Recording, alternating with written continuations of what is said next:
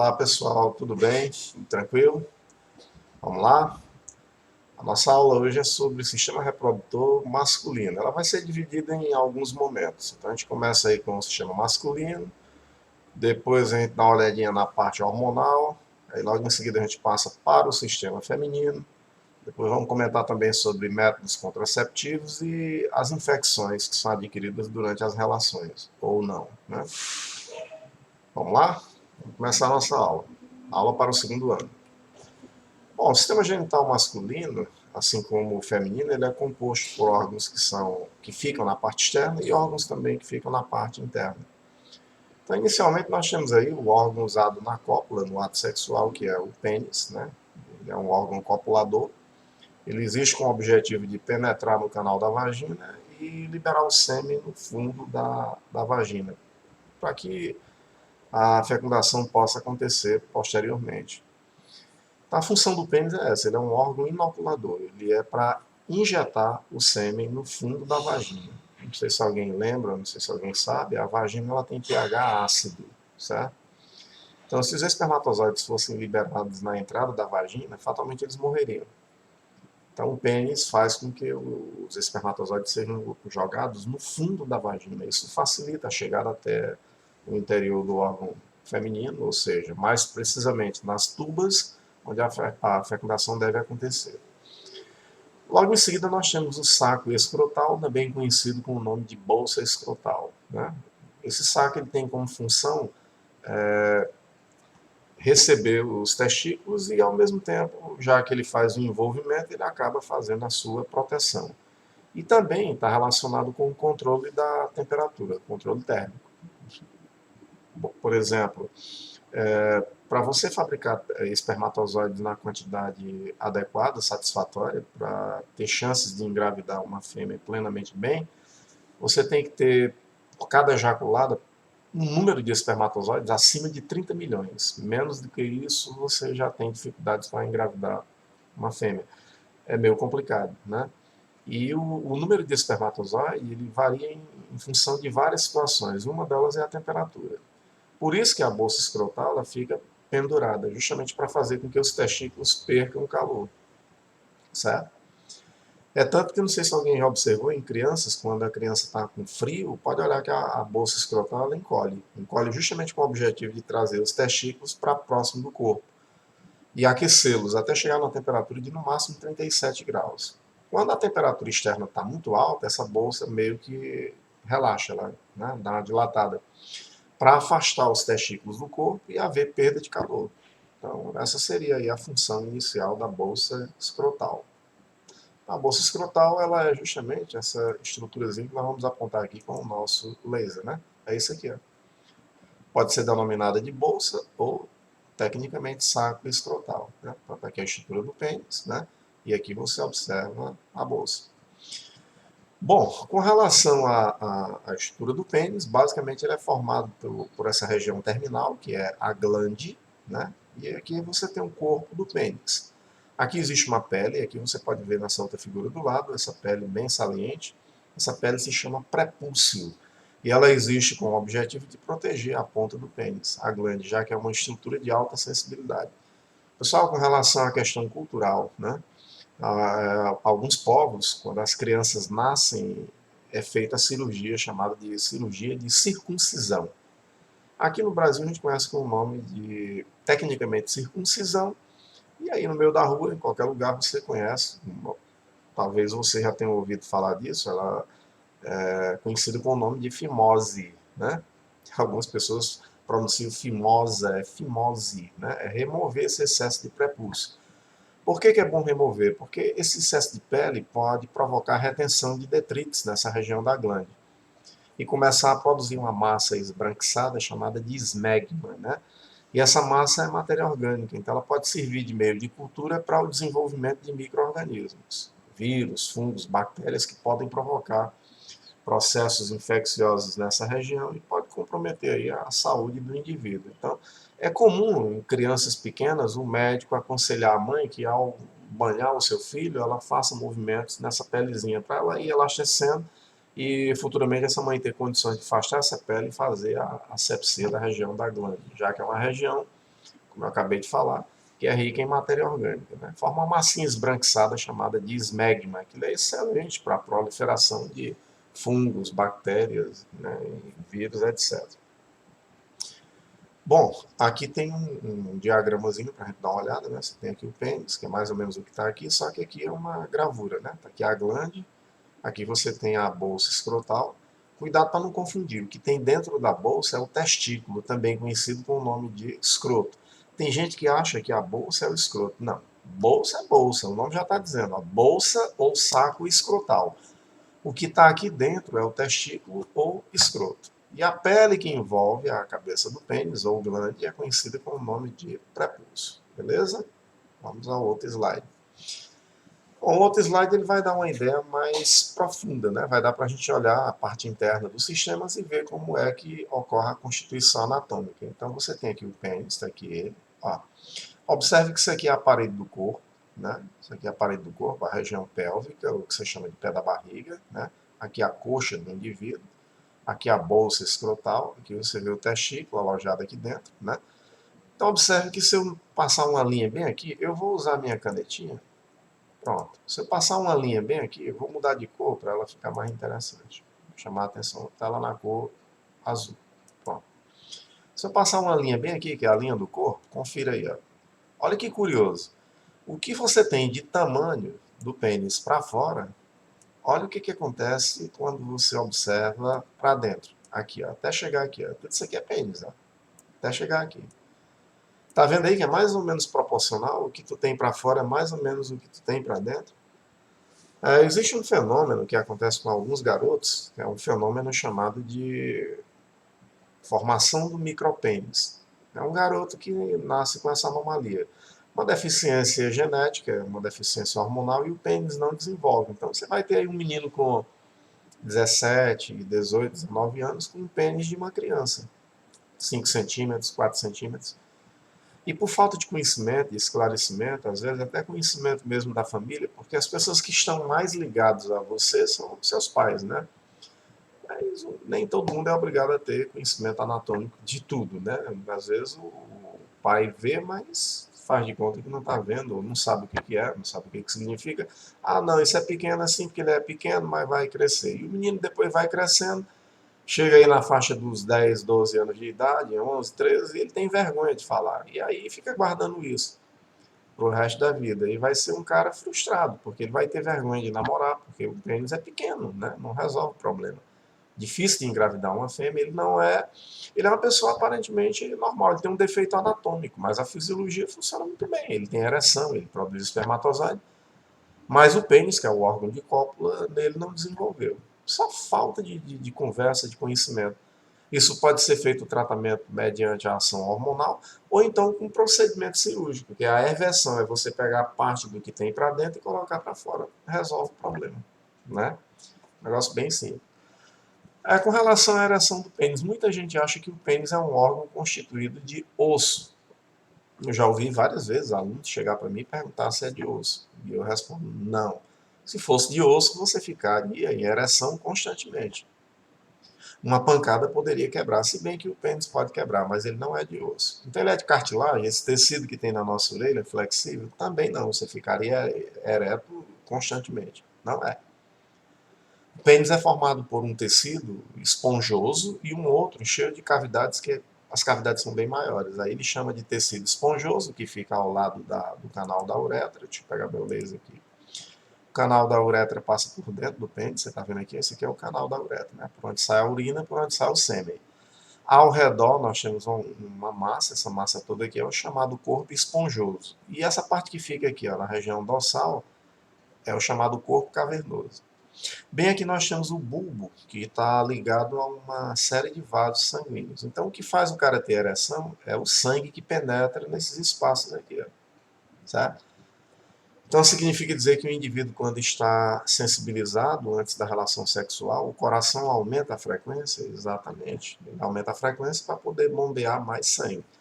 E o sangue bombeado, ele é empurrado aqui para dentro. Então, o responsável pela ereção do pênis é a pressão que o sangue exerce dentro desse chamado corpo cavernoso e corpo esponjoso, que infelizmente não colocaram aqui, né?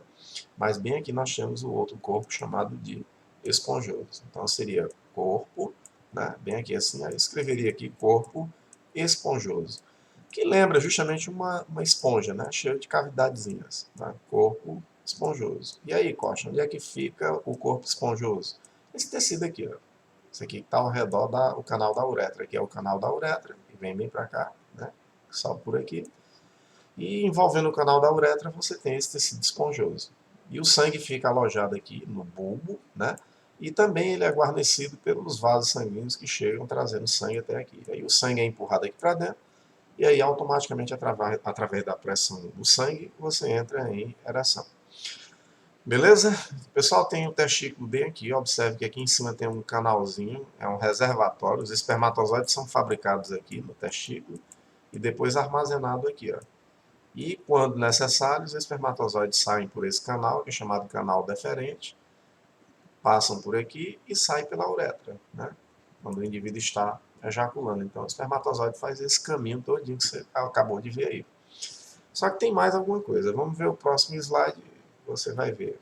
Pronto. Isso aqui é um slide que tem apenas um texto que faz referências ao que eu acabei de falar. A ereção do pênis é um fenômeno normal e ocorre até mesmo antes da puberdade.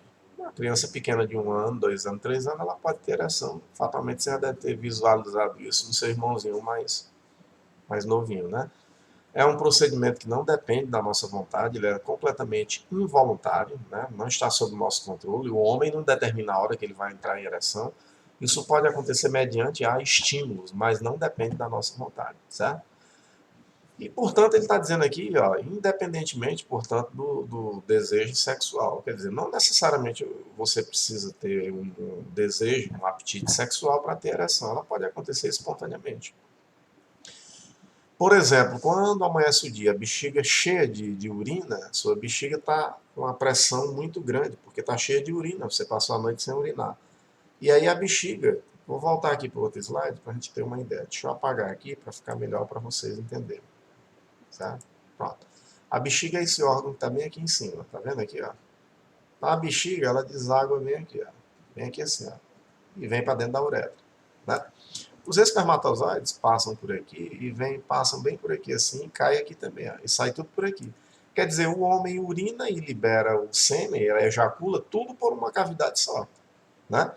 Então, quando a bexiga enche, ela pressiona tudo isso aqui, ó, ela ocupa esse espaço todo aqui, ó, porque ela vai crescendo, então ela comprime essa região do bulbo, empurrando o sangue aqui para dentro. E aí você entra em ereção. Então, é normal um garoto amanhecer o dia em ereção.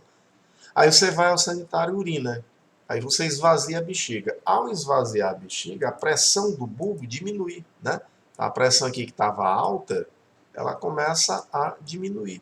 E aí você tem justamente a perda da ereção. É a ereção momentânea por conta do excesso de urina dentro da bexiga. Tranquilo? Vamos adiante. Aqui você tem uma outra gravura que mostra em detalhes a parte interna do sistema reprodutor masculino, né? Então você tem aqui, ó, os testículos, tá aqui, ó, bem aqui, né? São encontrados em número par, em número de 2. Normalmente o indivíduo nasce com 2 testículos. Em cima do testículo tem um corpinho chamado de epidídimo, que a gente vai falar daqui a pouco. Então o espermatozoide é fabricado no testículo e armazenado aqui, ó, fica armazenado aqui. Quando necessário, ele sai por aqui e automaticamente sai por aqui, passa saindo aqui pela uretra. Tranquilo? Só que tem um pequeno porém, viu, pessoal? O testículo é uma glândula que também está relacionada com a produção de um hormônio chamado de testosterona. Tá aqui, ó. O que esse hormônio faz no organismo da gente? Uma série de coisas. Por exemplo, as características secundárias masculinas que a gente desenvolve, como a presença de barba, de pelos pelo corpo, pela região pubiana, isso é uma característica masculina e é determinada pela ação hormonal, né, pela ação da testosterona. O crescimento do órgão genital, né, dos testículos, do pênis, etc., também tem a ver com a testosterona. A voz, quando eu nasci, eu não tinha uma voz encorpada como eu estou falando agora com vocês. A minha voz de criança era uma voz bem aguda, bem fina, né? Você que está assistindo a nossa aula aí, que tem na faixa de 15, 16, 17 anos, ainda tem uma voz que está se acochambrando, está começando a mudar. Você está perdendo aquela característica de voz aguda e adquirindo uma voz mais grave. Isso é uma característica masculina. Ei, Costa, por que a minha voz no passado era aguda? Característica feminina, porque apesar de você ser do sexo masculino, você também produz hormônio feminino. Você vê uma criança bem pequena, com 5, 6 anos de idade, você olha para a face dela e compara com a face de uma garota, né, uma menina, você vê que não tem muita diferença. O rostinho é bem angelical do menino, é muito parecido com o rosto da menina. Mas à medida que vamos desenvolvendo, os testículos vão aumentando gradualmente a produção de testosterona. E aí as características vão chegando. É aquele bigodinho que parece um rodapé, né? Pois é, um pelinho aqui, outro dentro lá. Aquela barbinha que parece um carocinho de cajarana, né? Um cabelo aqui, outro dentro lá e tal. Claro, você não vai aparecer do nada, do estalar dos dedos, de repente você está lá já, de repente de garoto, um homem todo barbado. Isso vai acontecendo de maneira lenta e gradual. Por isso que a gente defende a tese de que a testosterona é um hormônio que desenvolve características sexual masculina secundária. Uma criança não nasce barbada, já com a voz igual à minha, seria terrível. A mãe amamentando seu filho aqui, de repente o menino olharia para ela, mãe, né? Não quero mais não. Tenha paciência, né? Então isso vai acontecendo de maneira lenta e gradual. E os testículos também estão relacionados com a produção de espermatozoide, né? Daí recebeu o nome de gônada, que fabrica gametas. Tranquilo? Mais adiante, nós temos aqui o epidídimo. É esse corpinho, pessoal, que está apontado pela seta. Ó. Essa aula está bem didática, ela está bem detalhada. Então, o espermatozoide é fabricado aqui e depois é armazenado aqui. Coxa, qual a idade que um menino começa a produzir espermatozoide? Aproximadamente 11, 12 anos, por aí. Por que eu botei 11, 12 anos? Porque isso pode variar de uma criança para outra. Mas uma criança normal que não tenha nenhum problema hormonal, entre 11 e 12 anos ela começa a fabricar espermatozoides. E o que acontece com esses espermatozoides que são produzidos? São armazenados dentro do epidídimo. E quando armazena, você tem que botar isso aí para fora, de uma maneira ou de outra. Né? A maneira natural seria através do ato sexual, mas um garoto com 12, 13 anos ele não tem acesso às relações sexuais normalmente. Né? Por isso que nessa época aí da puberdade o menino pratica muito o fenômeno da masturbação. A gente fala isso para muita gente, é uma coisa do outro mundo. É uma coisa que acontece. Né? Alguém que mais velho, um pai ou um tio seu, pode chegar e dizer, não fala isso que é uma coisa feia. Mas ele no passado fez, porque é um procedimento natural. É uma forma que você tem de colocar os espermatozoides que estão aqui dentro do epidídimo para fora. E se eu não fizer isso? Você vai fazer, quer queira ou não. Se você não colocar esses espermatozoides para fora pela relação sexual, nem pela masturbação, que nós não vamos discutir aqui se é pecado ou não, né, que isso aqui é uma aula, você vai colocar através de um fenômeno que acontece involuntariamente durante o sono. Chama-se poluição noturna. Você ejacula sozinho. Encheu o epidídimo, tem que colocar para fora. Né? Então não é questão do menino ser, esse menino é saliente, esse menino é isso, aquilo, outro, ele é um tarado, etc. Não, ele é um ser humano normal. Ele fabrica, tem que colocar para fora. É diferente da mulher. Quando a gente for falar do sistema reprodutor feminino, você vai ver que mulher é muito diferente de homem. Por isso que o homem tem essa necessidade toda de botar os espermatozoides para fora, porque produz, armazena, tem que escoar, tem que colocar para fora. Seja pelo ato sexual, seja pela masturbação, ou durante o período do sono, involuntariamente através de um fenômeno chamado de poluição noturna. Isso é fisiológico, não tem nada de feio. Afinal de contas, uma criança é produzida como? Você foi produzido como? Né? A ignorância, às vezes, dos pais. Isso é uma coisa feia. Claro, você não vai falar isso para uma criança pequena, mas para um garoto que está no segundo ano, essa aula é para o segundo ano. O ano que vem você já vai para o terceiro e já vai fazer um Enem. E você tem que saber. Se você não souber isso aqui que eu estou falando, você vai simplesmente ser uma pessoa de olhos vendados para a vida e não vai conseguir passar num Enem, numa UES, né? Até mesmo na faculdade particular. Então, essa é questão de conhecimento. Né? Se você não aprender, você vai ter problemas. Logo em seguida, nós temos uma glândula aí chamada próstata, que fica internamente ao órgão reprodutor. A próstata é tudo isso aqui que você está vendo. Isso aqui eu sempre falo para meus alunos, isso aqui não é uma aula, é um serviço. Porque futuramente você vai envelhecer e você poderá ter problemas de próstata. E se você aprende agora, pessoas educadas, elas adoecem menos. Né? Isso eu falo muito em sala de aulas. Pessoas educadas adoecem menos. Aí o cara acha que ser educado é abrir a porta do carro para a garota entrar ou para sair. Isso é cavalheirismo. Eu estou falando de educação, de conhecimento, né? As pessoas, quando estudam, quando adquirem conhecimento, elas adoecem menos porque elas têm noção de higiene, né? Elas sabem perceber o sintoma de uma doença, né? Por exemplo, um cara que não tem conhecimento de nada, ele vai urinar, a urina sai com dificuldades. Né? Ele vai dizer assim, não, porque eu já estou velho, eu tenho 60 anos, minha urina perdeu a força, ela está caindo agora e fica pingando, pingando, pingando. Na realidade, se você está urinando com dificuldades, é um sinal de que a sua próstata cresceu, ela cresce de fora para dentro. E o canal da uretra, pessoal, o canal por onde sai a urina, aqui, ó, tá aqui a bexiga, tá vendo? Ó? Tá aqui o canal da uretra. Eu vou apagar aqui, que dá para vocês verem. Essa aula vai ser um pouquinho longa, mas ela vai ser bem interessante. Ó, isso aqui é a bexiga. Observe que você vai ver a sombra de um canal passando bem por aqui, tá vendo onde está passando o meu laser? Ó, isso é o canal da uretra, que leva a urina para fora. Mas observe que a uretra está passando por dentro da próstata. Se a próstata cresce de fora para dentro, então ela comprime o canal da uretra. Primeiro sintoma de quem está urinando com baixa pressão e quando termina de urinar fica pingando, mostra essa aula aí, você que tiver acesso para o seu pai, para o seu avô, para ver se ele não está embutido nesse exemplo aí. Né? Não custa nada ir ao médico e procurar recurso. Pode ser próstata crescida. Essa próstata pode estar crescendo por uma displasia simples, mas pode ser também uma neoplasia. Qual o que é a neoplasia? É um crescimento maligno. É um câncer. E o câncer de próstata é um dos piores que existe para o homem. Ele é tão nocivo para a gente quanto o câncer de colo de útero e o câncer de mama na fêmea. A relação é essa. Assim como o câncer de mama está para você e de colo de útero, o câncer de próstata está para nós homens, né? E é um câncer altamente agressivo, pode te matar rapidinho. Então, a pessoa que tem conhecimento, você que está assistindo uma aula dessa, num dia qualquer que você passar por uma situação dessa, vai ser preciso ter um professor do lado, né? Dia que seu pai, você ouviu seu pai reclamando disso aí, você já chega para ele e automaticamente fala: eu falei para o meu pai. E ele fez a cirurgia e escapou de morrer.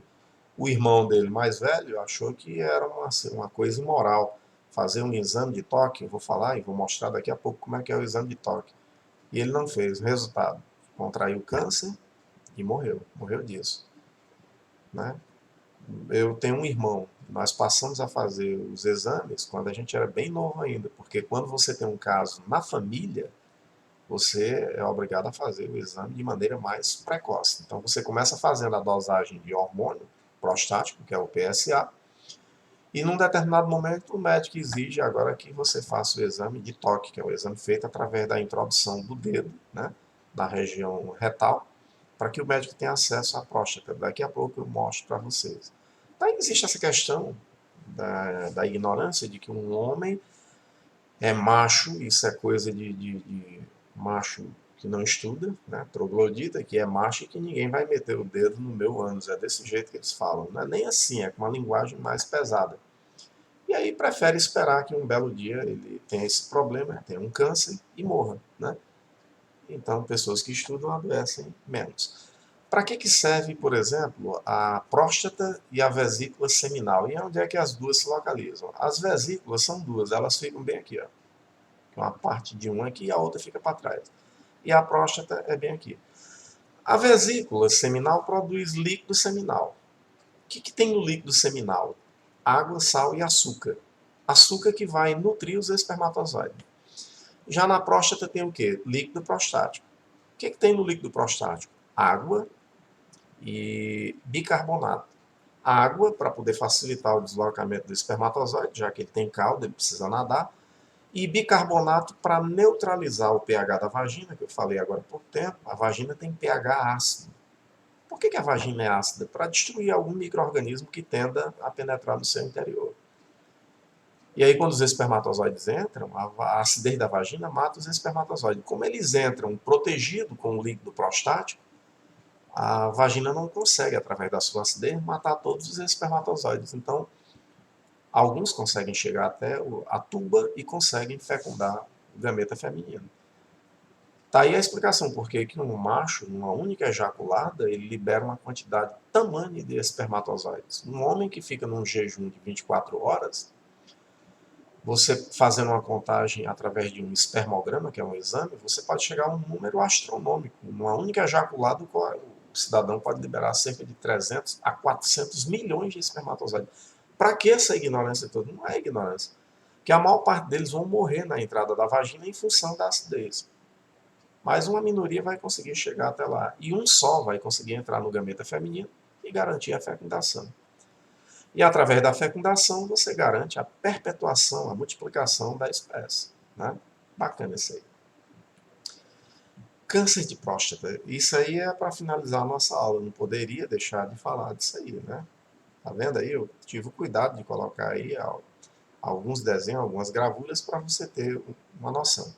Pessoal, nesse primeiro desenho nós temos aqui uma próstata normal. Isso aqui é um corte que foi feito nesse sentido aqui. Ó. Eles pegaram um homem assim de frente e partiram no sentido longitudinal.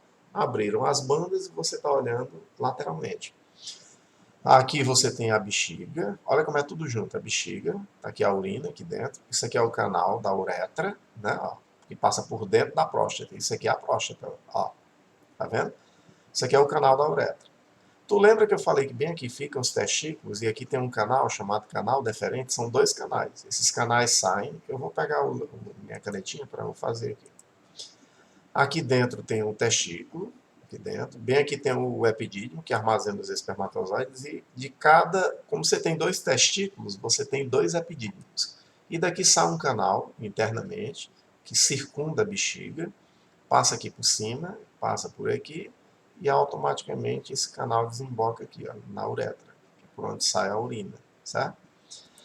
Mas observe que a bexiga desemboca bem aqui, né? Mas observe que a vesícula seminal está bem aqui, ó. Tem uma aqui e tem a outra aqui por outro lado. Então o líquido seminal desemboca aqui.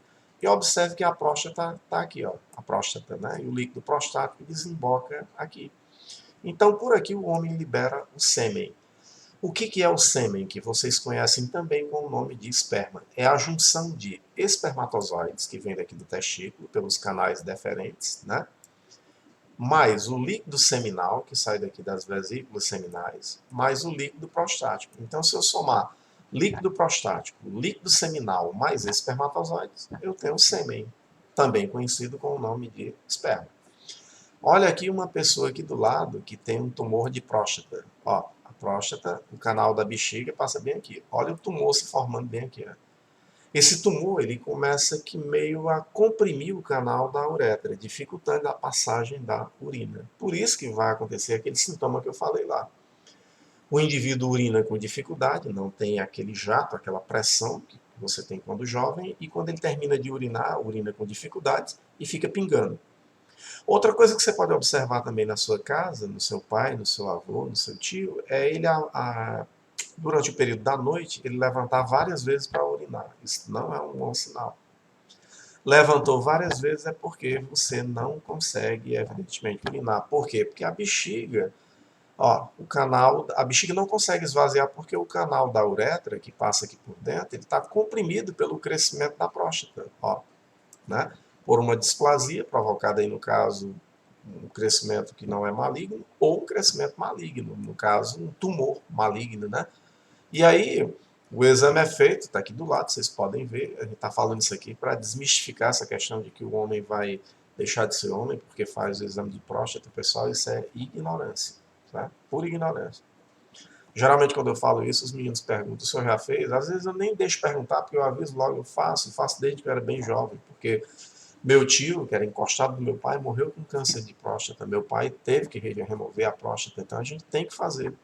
Se a mulher faz o exame Papa Nicolau, que é o exame de prevenção de câncer, ela faz de 6 em 6 meses ou anual, por que o homem não pode fazer também? Né? Você não é melhor do que a fêmea, afinal de contas, né, um complementa o outro. Muita gente acha que é esse dedo grande aqui, que é introduzido. Não, é o dedo que é usado para fazer o exame de próstata, é o indicador. É esse dedo aqui. Então, o dedo, automaticamente, ele vai ser introduzido pela região retal. Por quê? Porque a próstata fica bem próximo do reto. Ó. Do ânus, você teria o ânus mais ou menos por aqui. O reto, que é o finalzinho do intestino, o reto está bem aqui. Ó. Isso aqui é o intestino grosso, ó, certo? Isso aqui é o reto. Ó. retum. Fiquei vendo em inglês aí, né? Mas é reto. Então, quando ele introduz o dedo aqui, sem querer, ele já vai em cima da próstata. E aí? Todo mundo sabe que a gente consegue enxergar com as mãos, né? Você falta energia na sua casa. Se você abrir a gaveta, você consegue achar a vela, acha o isqueiro só apalpando. Então, com um toque, ele consegue perceber se a próstata está crescida, se ela está grande, se tem verrugas. E aí, se o médico achar interessante, ele manda você fazer um outro exame, que é bem pior. Se você achar que o dedo é ruim, né? O urame, aliás, o exame que é feito pela uretra, né? É como uma endoscopia, só que é feita pelo reto. E aí o aparelho ele é bem mais calibroso, a retroscopia, e machuca bastante. Mas ele tem que ser feito para poder fazer a ultrassom. É a ultrassom transretal. É mais ou menos equivalente ao que uma mulher faz na vagina, que é a transvaginal, só que ele faz transretal. Tá? Os médicos mandam fazer quando ele já tem suspeita de que existe alguma coisa. Beleza? Bom, pessoal, tá aí o sistema reprodutor masculino. Próxima aula a gente volta com o sistema reprodutor feminino. Tchau, tudo de bom.